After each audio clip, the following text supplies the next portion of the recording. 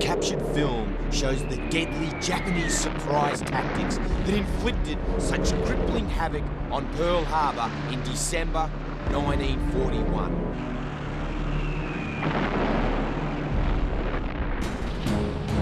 America is on the offensive. The Japanese have advanced deep into the South Pacific as far as they will ever reach. And the Allies are about to push them back.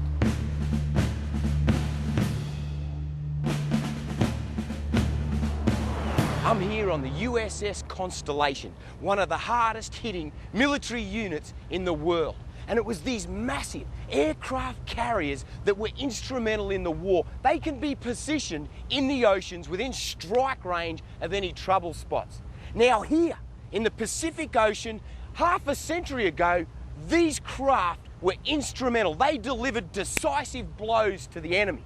And in amongst that, of course, there's a lot of carnage. And so now I'm going to visit the islands, the jungles, and the underwater graves that we call the Ghosts of War. In this chapter, the lost remnants of conflict hidden in tropical jungles and on the beaches of remote Pacific islands. The relics of ferocious suicide charges. And most chilling of all, the earthly remains of warriors entombed where they fell.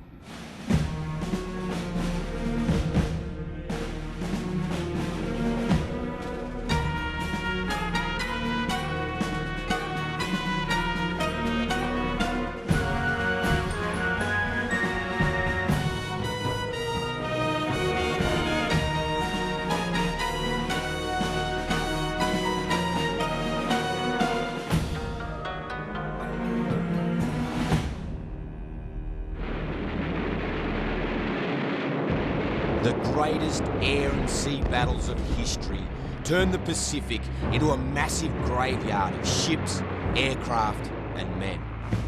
More than 70,000 aircraft end their days in the waters and scattered islands of these appalling battlegrounds of World War II.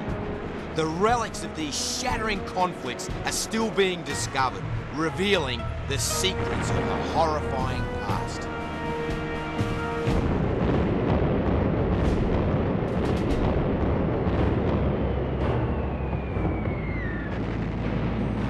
Near the top of this hill in this really thick jungle, apparently there's a Catalina that come down, fully laden with bombs and blokes. The wreckage was once found and then lost. Now, the jungle is finally about to give up one of its long-held secrets once again.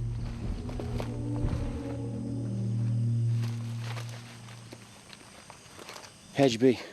15 feet from it and it's hard to distinguish. Right there, look. So this is yet another tragic story where a Catalina laden with bombs had gone from Santo across to the Solomons, probably around Guadalcanal, looking for subs. On its way back, it missed the radar beacon. Fortunately, they ploughed into the side of the mountain, and when they did, some of the bombs have gone up and just totaled it, just blew it all up. All 9 were dead.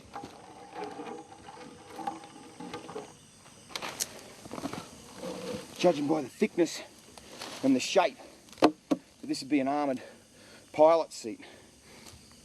I guess all the crew, the pilots and everyone would have been obliterated when the bombs went off though. So this wing would have snapped off on impact. Still reasonably intact. Here she is. Here's the symbol. Look at that.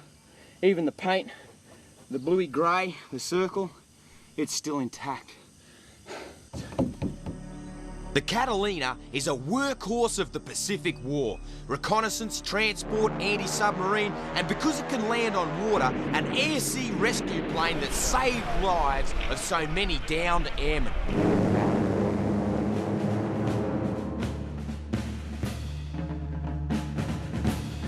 The Japanese were counting on pretty heavy engagement in naval battles. And a lot of times that never actually happened. In fact, ships never really saw each other and used their guns on each other. It was war with planes. It was war from air-based carriers, just like this one. The biggest carrier battles ever seen are a part of a new kind of war where more ships are blown apart and sunk by carrier-based aircraft than anything else.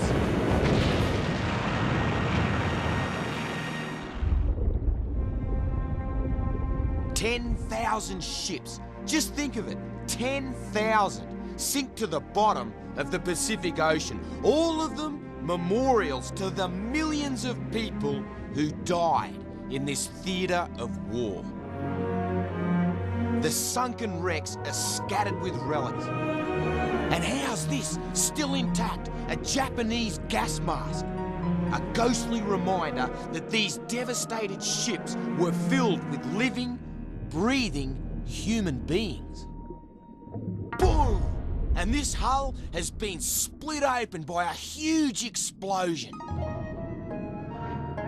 Can you feel the eeriness of this wreckage? And I go from wreck to wreck, not just ships, but also planes. They're all laying on the bottom, and some of them, they'll never be explored. Never a diver shall reach them. This plane's in really deep water, perhaps never been dived on before, and as I look down into the cockpit, I see a body that hasn't been discovered. Normally, any servicemen are recovered quickly and accurately, and here's one that hasn't been found. This pilot, he never made it out of the cockpit.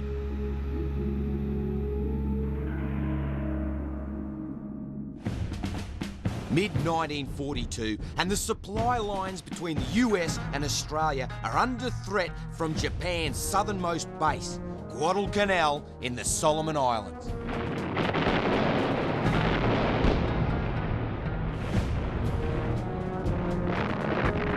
Guadalcanal is the first time the Americans mount a major amphibious assault. A massive bombardment prepares the way for the troops 8 months to the day after Pearl Harbor, a dawn landing on a coral sand beach.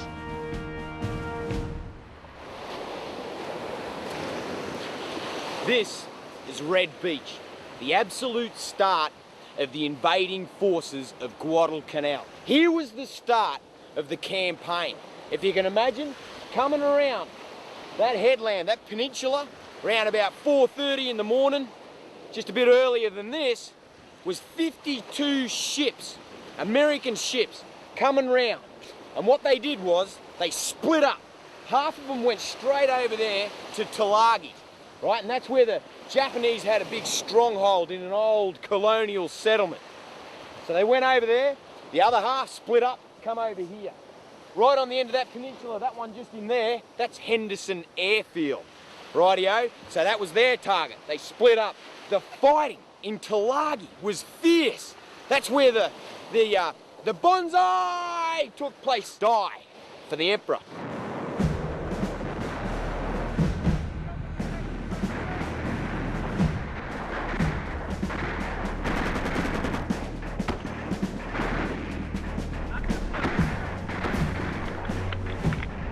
That's what happened over there.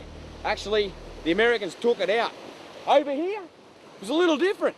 It was mainly construction workers. Oh, you know, there was a few guns in that for sure.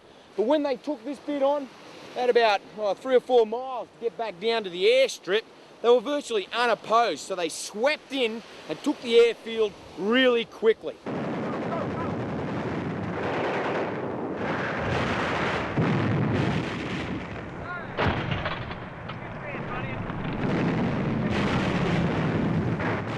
The Japanese defenders are stunned. They have no idea the Americans are coming.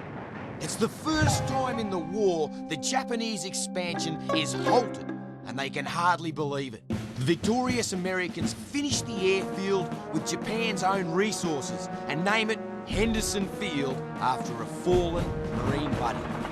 Reinforcements fly in and the troops relax, with no idea of the firestorm that's about to be unleashed in 6 months of carnage. Control of the air is everything in the Pacific. Whoever has air superiority will win the war. This tower, which is still really well intact, was actually built by the US military